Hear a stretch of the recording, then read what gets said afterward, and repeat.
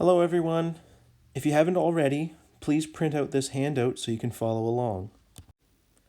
I was originally going to put you into partners for this activity, so you'll notice I have partner A, partner B listed on the page. I'm just going to walk you through both partner A and partner B activities, and you can just follow along with both. So let's begin. The whole purpose of this lesson is to be able to recognize linear relationships. In the previous lessons, we've been looking at scatter plots and lines of best fit, but I also told you that if the scatter plot doesn't look like a line, then you might have a curve of best fit.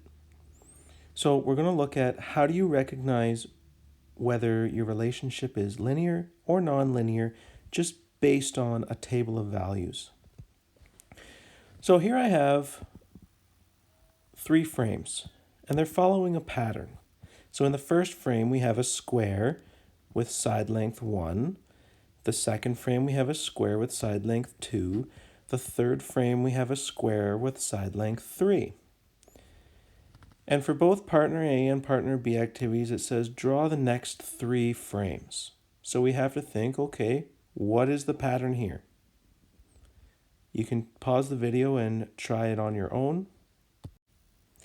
So the next 3 squares, we're going to have side lengths 4, 5, and 6. That was a pretty simple pattern, so let's do something with that. We'll start with what I have listed as partner A. So we've drawn the next 3 frames, and now let's fill in this table of values. So for each frame, we're going to calculate the perimeter. So if you'll recall, perimeter is the distance around the outside of the shape. So for our first frame, we have a square. Each side is 1. So our perimeter is 1 plus 1 plus 1 plus 1. So we have a perimeter of 4. In the next frame, we have a square with 2 units on each side. So we have a perimeter of 2 plus 2 plus 2 plus 2. Our perimeter is 8. And we can keep the pattern going. And this is what you should get. The next part says to graph the data on the grid below. Well, the grid's over here. And then we're going to decide if the data is linear or nonlinear. So let's take a look at the grid. We're going to make a scatter plot on this grid. Our independent variable is the frame number, and our dependent variable is going to be the perimeter in this case. Later on, we're going to calculate the area, and we're going to plot that on the same grid. But for right now, let's make a consistent scale along the x-axis and the y-axis so that we can cover all of our points. So I have 6 frames in my table of values, so I made 6 frames on my x-axis, and I have them equally spaced so that I have a consistent scale. Now I went ahead and for the y-axis, I just went up by 2s, so each square on the grid represents 2 units. Just to make it look less cluttered though, I just labeled every other one. So I went 2, 4, 6, 8, 10, 12, etc. I went up to 40 just because I know what's coming down when we calculate area, and I know that I want to put them both on the grid. So now we just have to plot the points. So our first one, for frame number 1, we have a perimeter of 4, which corresponds to this point on our scatter plot. For frame number 1, we have a perimeter of 4. The next one, frame number 2, has a perimeter of 8, which corresponds to this point on the grid. And you can go ahead and fill in the rest. Now that we have our points plotted on the scatter plot, we can answer the question, is the data linear or nonlinear? Well, what do you think? When you look at this graph, does it look like it goes in a straight line? Could you draw a straight line through all the points? Well, yes, you could. So this scatter plot represents a linear relationship. All right, let's do the same thing, except this time we're filling in a table of values for the area. So in frame 1, we have a square with 1 unit on each side. Area of a square is length times width, so 1 times 1. So the area is 1. Our next frame has side lengths 2, so our area is 2 times 2, 4 units. And we can figure out the area for each of the rest. So the area of this one would be 3 times 3. This is 4 times 4, 5 times 5, 6 times 6. So these are the areas that we get. Now we're also asked to graph that data on the same grid as before. So we're going to plot the area this time on the y-axis for each frame on the x-axis. So when you do it, well, you clearly don't get a straight line. So we would say this is a non-linear relationship. Instead of a line of best fit for these blue dots, I would have a curve of best fit. So perimeter, those are our red dots, and area is our blue dots.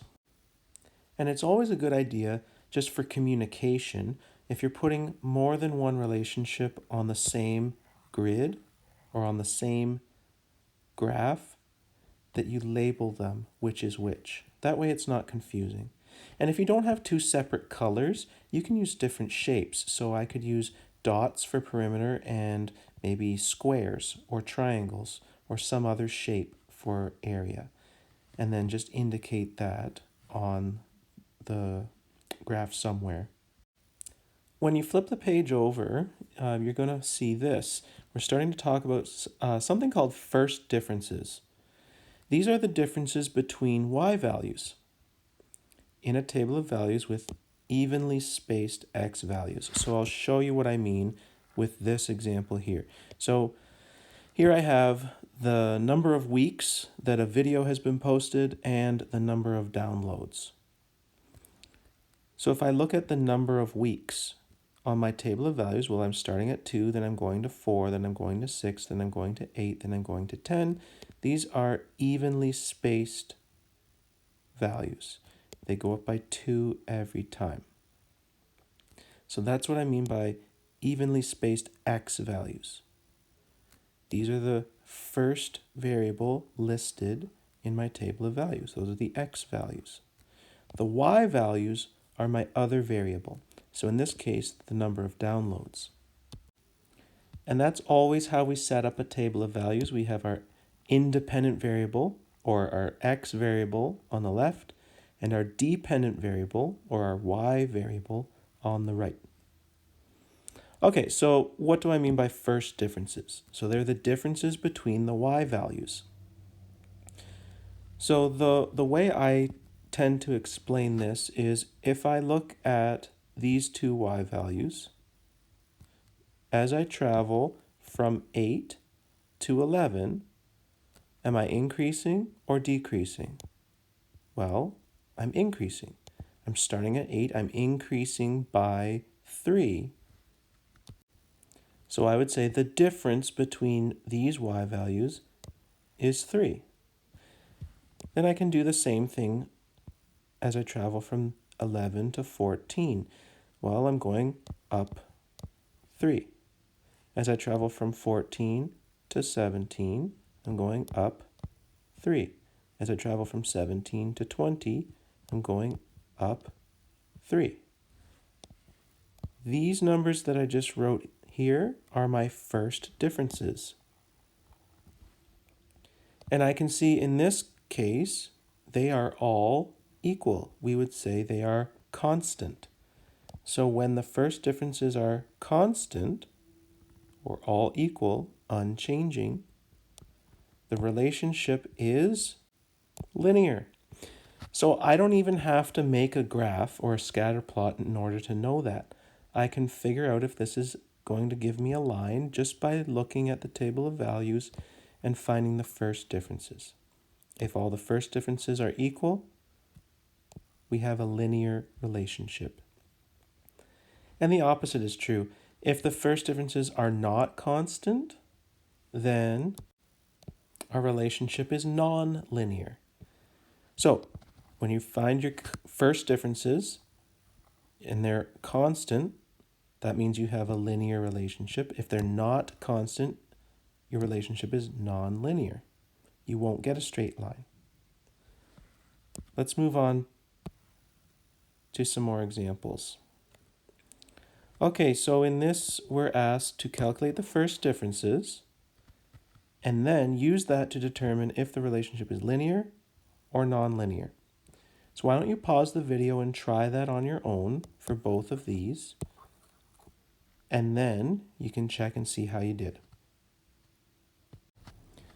For the first one, our x values are increasing by a consistent amount, and our y values are all increasing by the same amount as well. So we would say this is a linear relationship. And the next one, yes, it goes up by a constant amount for your x values, but the y values do not have constant first differences. So this is a nonlinear relationship. And I've got some practice questions listed for you.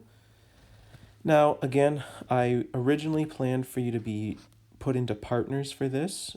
So I have work for partner A, work for partner B. You don't have to do all of these questions. Just pick whether or not you want to be partner A or partner B. It doesn't really matter. Just do one set of questions. And of course, let me know if you're having difficulties or if you have any questions, and I'll do my best to help.